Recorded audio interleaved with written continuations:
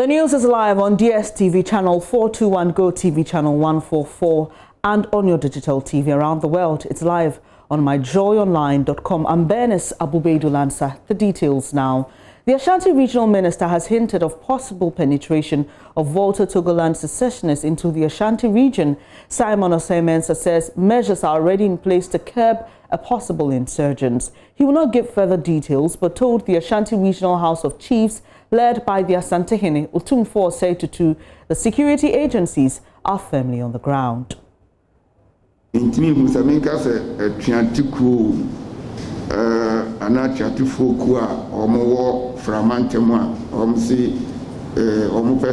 there are lots of people of Voltarian descent in Ashanti region, we have been on the lookout for possible secessionists. We will call on all, including you, the traditional leaders, to help us with information. If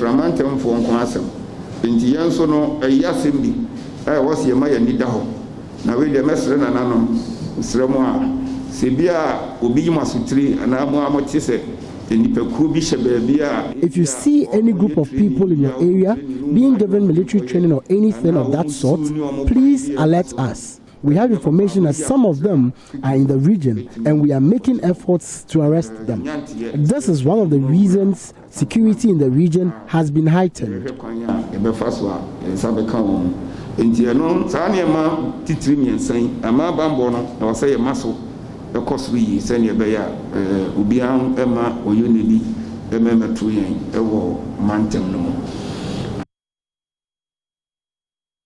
Now, some quick updates from the police on this issue. 59 suspects, including 2 females, have been remanded by court since their attack on Friday, 25th September 2020. In a related development, police on October 5th arrested one Besa Beho Israel, who was already on the wanted list of the police for attacking the Aveime police station. He was arrested at Ajasika near Mafi Kumasi in the Volta region. The suspect led police to a bush where he dug out firearms and ammunition he had buried. He handed same to the police. These included police-owned firearms and ammunition.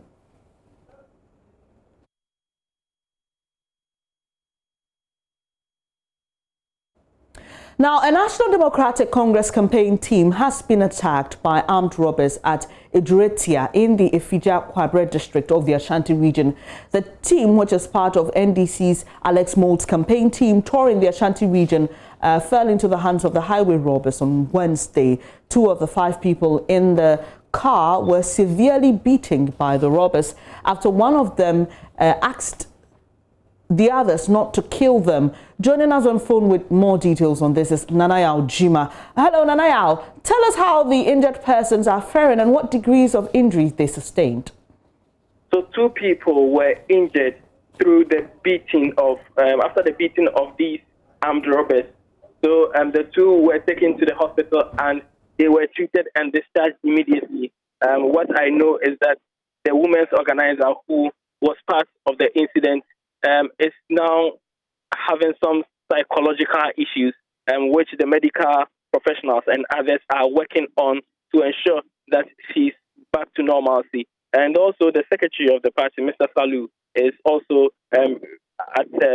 receiving treatment. At the moment, he's in the house and he's doing well. Just that some parts of his hand has been staged.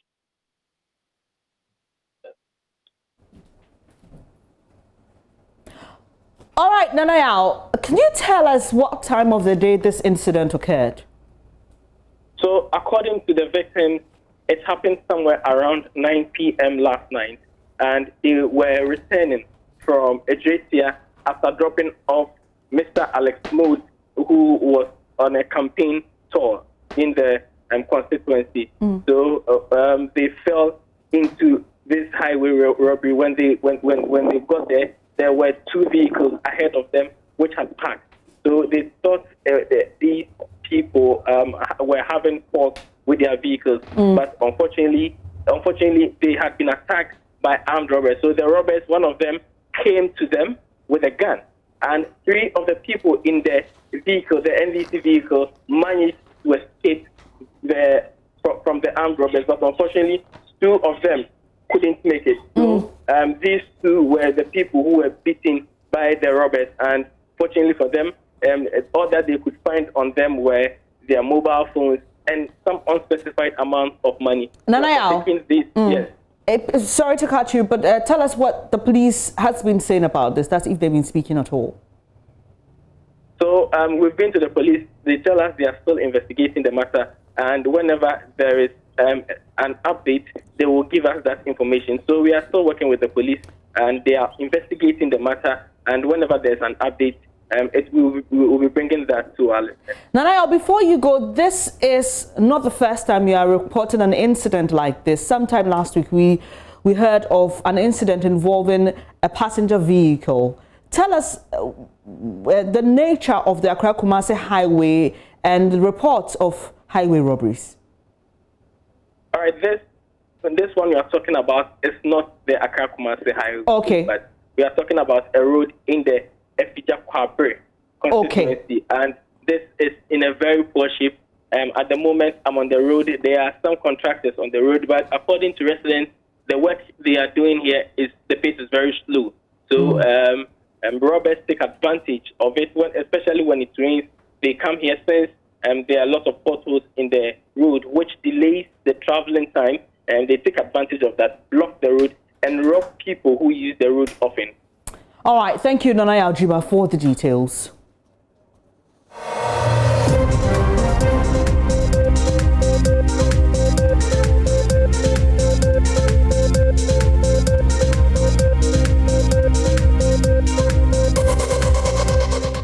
This is your election headquarters, and President Akufo-Addo has emphasized his resolve to enforce the vigilantism law. According to him, the legislative instrument will not remain on paper. Addressing chiefs and people of Nangode in the Napdam district on his first day of touring the Upper East region, the president intimated that persons who violate the law will face the prescribed sanctions. I'm grateful for the commendation about the passage of the vigilante law. I want to assure you, Naba, and everybody else here in Naba, in the Upper East and throughout the entire country, that law is going to be enforced if anybody tries to violate or breach that law. It is not going to be a law just on paper. It will be acted upon if anybody tries to breach the law. And I'm saying this, and I've said it to the security agencies, to the IGP, and the top hierarchy of the police, that as far as the violation of the vigilante law is concerned, I am colorblind. I will not look aside when it is being breached by MPP, but act on it against NDC. It will be acted upon. Whoever breaches that law will pay the penalty for violating the law. We want to ensure the peace of our country this year, and I'm determined on it. Paramount Chief of the Nangode traditional area, Nab Kosum Asaga Yelzoya II, appealed to the president to fast-track the completion of school blocks, among others, in the area. We go a long way to enhance our livelihood as people. We are also grateful for the provision of a minibus to our only senior high secondary school, the Congo Secondary, and a double cabin pickup to the district education directorate. Your Excellency, we wish to use this opportunity to appeal for an ultra-modern office complex for the district education directorate and a pickup for the Congo Senior High to enhance education delivery of the district. Also worth noting is our initiative of a community-based senior high school in Ganeriko and Sakoti, which are being challenged for the implementation of the senior high school policy. We will therefore be grateful if the Ministry of Education would put above these schools to avert their collapse. Former Asokwa NPP constituency youth organizer has officially joined the list of members who filed their nominations to contest as independent parliamentary candidates in this year's elections. Eric Osei has defied calls by the Regional Council of Elders of the party to rescind his decision. He says this is fueled by constituents. Mr. Osei, who says his filing fee was paid by residents of Asokwa, believes his candidature will rather benefit the NPP because Asokwa is fed up with the current MP, Patricia Appiah. Prince Appiah has more. The parliamentary contest in the Asokwa constituency is getting heated as incumbent member of parliament faces a fierce contest by her own youth organizer. Despite efforts by NPP Council of Elders to get Eric Osei back down, he has proceeded to file his nomination. It comes on the wheels of an admonition by President Akufo-Addo last week for voters to reject members who have gone solo. The people of Asokwa need change. Eric Osei, however, says going independent will inure to the president's fortunes and that of the NPP. My contesting Asokwa seat will help the president himself, because if the constituent has to look at the work of the MP to vote for the president, I can tell the president will not even get 10% of the votes. Yes, because the man is not performing at all. So I've come, I'm the immediate past organizer for the party. I'm campaigning for Nanado, as the woman also doing. So definitely the presidential was going to maximize. That's why I said going to help the party. Because if I did not contest this seat, people will not even come out to vote. He accuses the incumbent MP of incompetence and poor performance. He describes the president's call on voters to reject independent candidates as unfortunate, but says he will align with the NPP if he gets to parliament. I've gone to the masses and looking at, the response that I've received, I'm very optimistic. I'm very confident I can get 75% of the vote.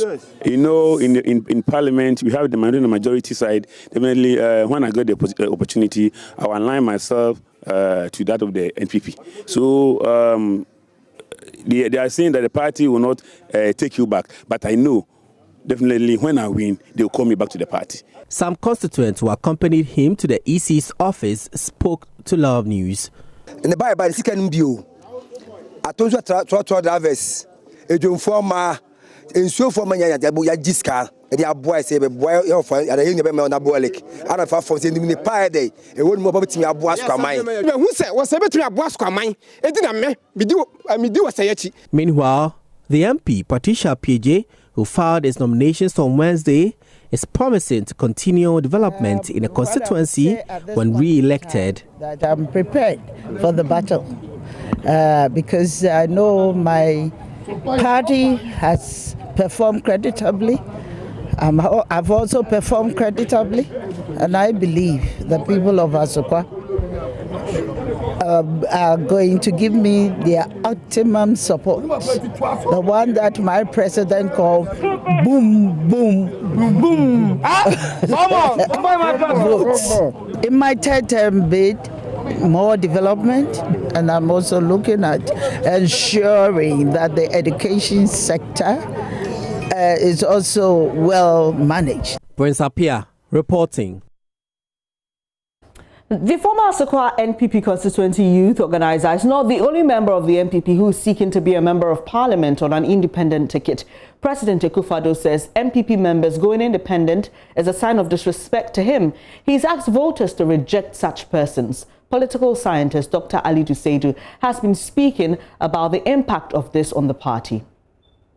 I believe rather than just issuing a statement that the people should disregard these particular candidates, I think the party can still make a lot of amends and see how they can close their rank and compensate these people in a way so that they can all rally behind one candidate. Compared to the presidential election, we have a threshold, 50+1. The parliamentary election is first past the post. You can be an MP with just 2 votes or a vote difference. So it is very critical, especially when you have somebody from your party going independent. There will still be people who support him. People like that have followers. What they may end up doing, even if they will not win the elections for the seat for the party, is that they will divide the vote that the party will have received in a specific constituency. So when you have a strong challenger maybe from the NDC or any other political party, they are able to win the elections with just maybe smaller number of votes. And if you also look at what happened in 2016, most of these MPs won the seats with just narrow votes. So if they won maybe with less than 1,000 or 2,000 vote margin, then you have an independent candidate coming from their rank. It means that they are going to divide the vote, and the closest opposition party to the MPP is likely going to win that seat. Dr. Alidu Seidu was speaking to me earlier on News Desk. Let's stay on election-related news. The NPP's Dr. Kwesi Rashid Tuafo will on December 7 be seeking to recapture the Jumako Enyane Siam seat the party has failed to win since 2008. He argues NDC MP Dr. Kasiel Atoforsen has failed to ensure development in the area. Dr. Forsen disagrees, insisting he will be retained. The two will be live on Joy FM at 8 p.m. on the battleground with MFR Powell. Here's a snippet of what to expect.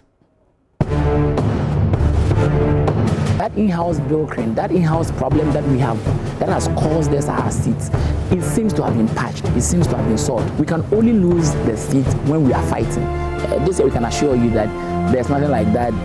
Dr. Rashid Tuafo, a man in his early 30s, is confident he's the appointed man to unseat Dr. Atoforsen, incumbent MP for the Jumako Enyan Esiam constituency and former Deputy Finance Minister. I have asked this question wherever I go. I cannot talk about 2008 to 2012 to 2016. I can say from 2016 to 2020, this 4 years. Put this question to him. What has he done directly in the constituency? But I can put an authority that everything he's done is ordinary.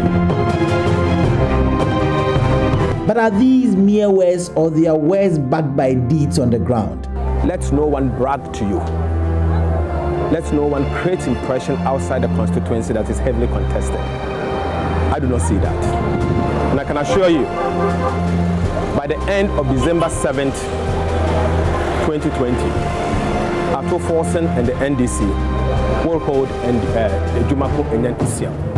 It is certainly the case. Here comes Dr. Atoforsen. Kasiel Atoforsen says, in terms of weight, Dr. Rashid Tuafo, his contender, is the lightest of all the persons from the MPP that have contested him in that constituency.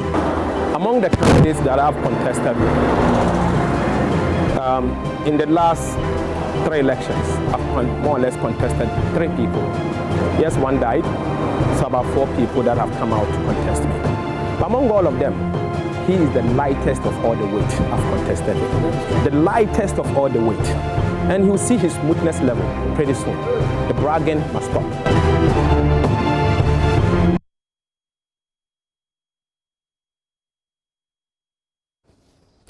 Let's stay a while on politics. One District, One Factory is one of the flagship programs of the Akufo-Addo administration. They promised to build at least a factory each in all the districts to, among other things, address the issue of unemployment. How successful has this program been? Information Minister Kojo Nkrumah joins us via Zoom with more. Thank you for your time this afternoon, Mr. Nkrumah. Well, we know about the Kumfi Pineapple Processing Factory and a few others, but can you confidently say that this government has fulfilled this promise to have a factory in each district? Well, thank you. Our promise is to get Ghana onto an industrialization path, starting with what we call a One District, One Factory program. And as you can tell, first from our manifesto, and then secondly from the nation building updates, which we'll deliver from 5 p.m. today, the Akufo-Addo administration has done extensively well in keeping faith with this particular promise. Indeed, we account for about 232 projects across the country, some of which have been completed and functioning, some of which are yet to be completed. And today at 5 p.m. at the nation building updates, the minister responsible for trades and industry, the Honorable Alan Kwadwo Kyerematen, will have an opportunity to update the country on exactly how far we have come in delivering on this particular promise. And will this be live on any of your channels? Do you mind sharing with us how we can join in that program? Yeah, we would hopefully be live on JoyNews and a number of other television and radio channels across the country. We'll also be supported by Exim Bank that has been funding a lot of these One District, One Factory programs so that we settle the conversation about 1D1F once and for all. 1D1F is a tool to support the industrialization agenda. And that agenda is on full throttle. The president keeps commissioning a lot of these factories during his tours across the country, as you report on your platform. But specifically, later this evening at 5, all of those details will be outlined by the Minister for Trade and Industry. We will be expecting more from the Minister, but briefly before you go, what would you tell persons who say that there's a bit of deception about this promise, where a government has promised to build the factory, but in many of the cases, you may find an existing factory which government may support or grant some tax reliefs? Just address that briefly for us. So you would notice that the promise was not to build new factories. If you check our manifesto promise, we said we're going to embark on an industrialization drive using the One District, One Factory program as an instrument. What it means is that we're going to assist the private sector to ensure that where they have to build new factories, they do so. Where there are collapsed factories that have to be revamped, they support those factories to revamp them. Where there are factories that need policy support, such as money or tax incentives to expand, they get that support. Because our objective is to ensure that economic activity in the districts is boosted, so that it creates value and jobs for people. The objective is not necessarily, even where you have a factory that can be supported to come back to life, to abandon it and just to build a new one, just for the purpose of building a new factory wherever. No, that has not been the objective. And today, as the minister will outline, you will see clearly the kind of work that has been done in 232 of these projects across the country. Thank you very much for your time. Kojo Nkrumah is Information Minister, and later today we will expect the Trade and Industry Minister to give us more details on government's flagship One District, One Factory. Now it's 60 days to the election, and we bring you a round of topical election news in the last 24 hours.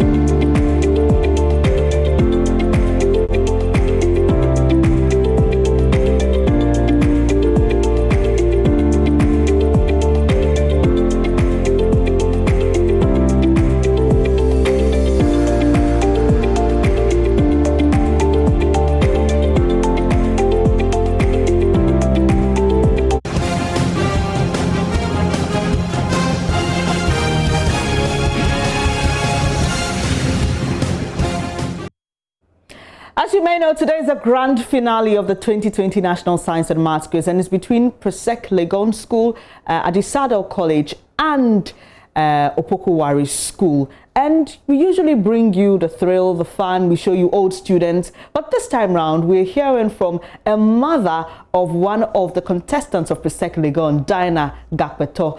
Thank you so much for joining us this afternoon. And tell us how you feel about your son participating in this contest.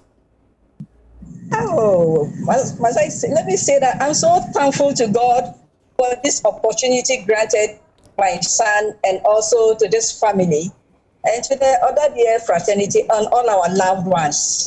Thank you. Right. Okay, so, you know, usually when we're watching the competition, especially for those of us here, there are really nail-biting moments and there's a lot of tension. For you as a mother, how do you feel watching your son when he has to answer the question, the tension and all? Tell us about that. It hasn't been easy because at times when I hear some of the questions, the question I ask myself is, how can these children know this? And sometimes out of the blue, I don't know, all of a sudden I find these children answering the questions. And I say, hey, I think their generation is better than ours because they seem to know more than we can imagine. Do you feel nervous sometimes? Definitely, definitely. So tell us what you do. Some of the teachers, we know they pray. Some of them, you know, do other things to support the contestants. Tell us what you do to help your son prepare for the moment.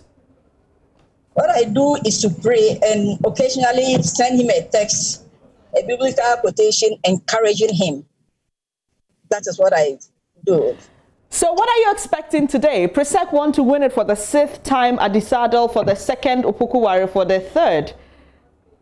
Yes, I don't expect my expectation to be cut off. That is to say, I'm expecting a win for Presec.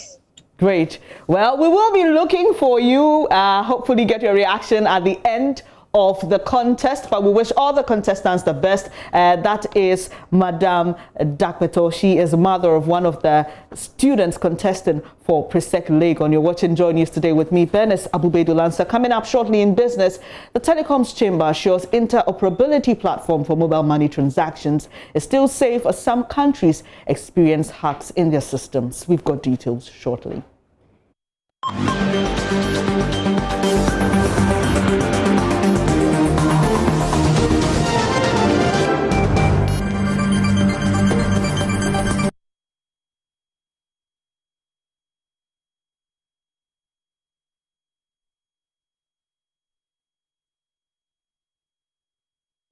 Hi, good afternoon. Welcome to Business. My name is Darryl Kwao.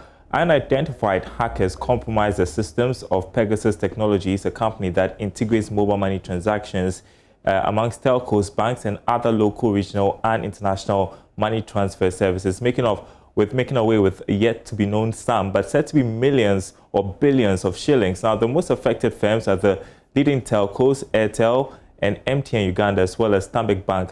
Uganda's largest bank that also backs up most of the mobile money transactions was affected. Now, MTN and Airtel temporarily suspended their mobile money services across networks in East Africa due to the attack. But here in Ghana, the Chamber of Telecommunications is assuring all consumers that mobile money transactions are still safe. Ken Ashbe is Chief Executive of the Telecoms Chamber. Regulations and guidelines that limits the amount of money, particular wallets can move on a daily basis, weekly and monthly basis. And then also there are all these checks and balances that are involved. So even if somebody internally wants to do anything, the level of the amount of money that can be moved will be very difficult. The challenge has always been on the user side, on the human side. And that's why we are constantly talking about the training and educating of our users, because all the time what happens is that the social engineering, and then they are able to then acquire your PIN number and are able to do transactions. So far as the systems are concerned, including the interoperability system that is run by GIPS, it is a very secured and robust system, and we are not complacent with it. Constantly, you have ethical hackers that themselves are trying, to find ways in which to breach this, so that if there are any vulnerabilities, they are dealt with. All right, our next story takes us to the Ashanti region, where the National Service Secretariat Farming Project is looking forward to bumper harvest this minor season after harvesting 100 acres of maize in a major season this year. Now, the farming project located at Ejura is part of government's flagship Planting for Food and Jobs program aimed at supporting the school feeding program. Now, as part of measures to ensure fruitful harvest, the National Service Scheme has presented a drone to its branch in the region to ensure that cause. Now, Solomon Ofori has more in this report. The drone, according to the executive director of the NSS, is going to support the farmers in controlling the weeds in the 100-acre farm. Mustafa Yusuf said this when presenting the drone to the secretariat at Ejra. National Service, as last year I came here, I said we'll be introducing technology, and today we are even here to apply, and you can take pictures of the drone. The drone is going to be used to help improve the weed control. The Deputy Minister of Agri, who is an expert in this field, just told me that we have problem with the weed control, and I said, then it is timely that we are here with the drone. Mr. Yusuf says the scheme is supporting national service personnel who will venture into farming under the entrepreneurship and innovation model. At least 20 service persons have been given 20,000 Ghana cedis each to start their own farming project this year. We are currently in collaboration with Maslock, and Maslock is supporting 20 national service personnel with funding. the initial funding. Each farmer is getting 20,000 Ghana cedis. The checks has been signed, and this is going to support them to start their farm.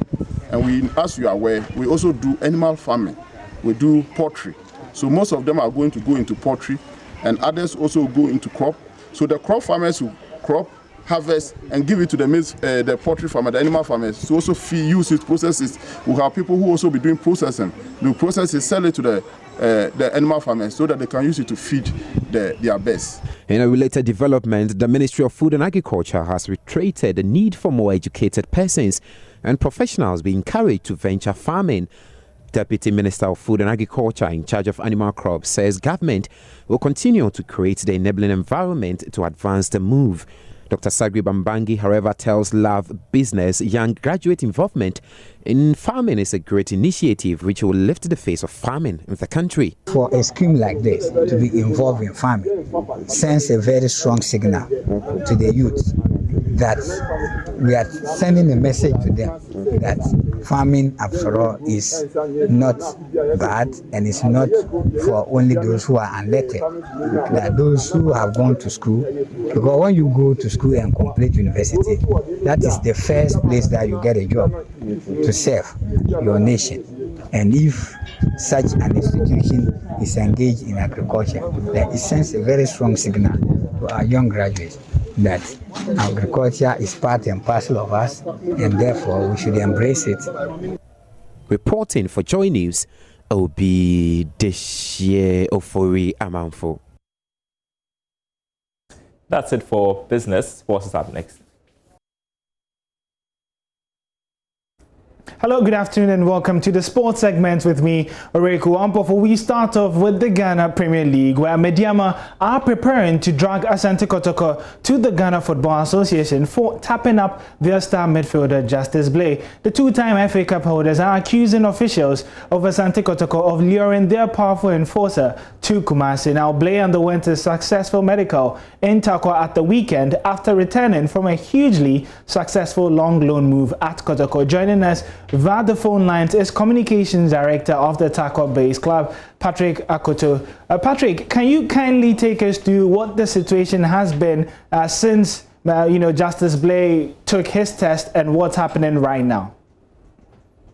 Well, we've been in constant touch with his representative. I must say that as we speak, I will not be able to confirm or deny if he has arrived in Takwa, but we have made the point that we are extremely unhappy with the whole melodrama that has characterized any potential move of the player to any club in Ghana or abroad. It's extremely important for people to understand that Justice Blay is bona fide property of Mediama. We will call the shots. We will determine the terms of engagement and contract, and no club whatsoever will determine how negotiations will go. So, as we speak, we're expecting to return to Takwa immediately and resume training with the rest of his colleagues. So he hasn't been at training for, let's say, a while now. What do you think are the steps that Mediama would be taking, considering going to the FA now? What do you expect from the FA, considering that it's just about 36 more days to the start of the season? There are internal mechanisms and sanctions that will apply. Any player that goes to war understand such repercussions. And so we will deal with these internal matters. But it is important, and I need to reiterate this point, that the era where players were whisked into the back of cars, where players were induced to ensure that they become recalcitrant to their contract and all that, those eras are past.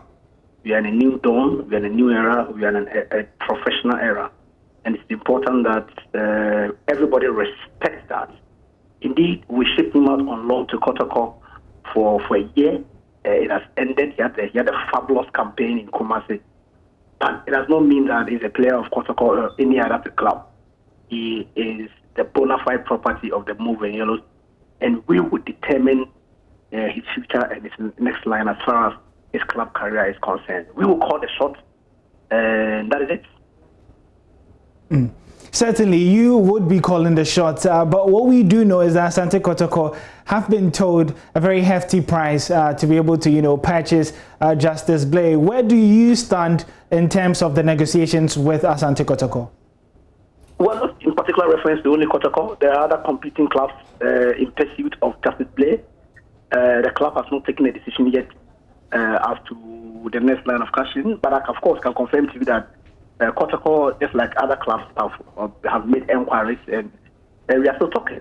We've not been able to reach an agreement on the figures involved, and this is where we are, and that is why we are extremely scandalized and petrified that we will find ourselves in a situation where we have to be talking about an issue about tapping up at this age or at this era of our football. It's extremely unfortunate.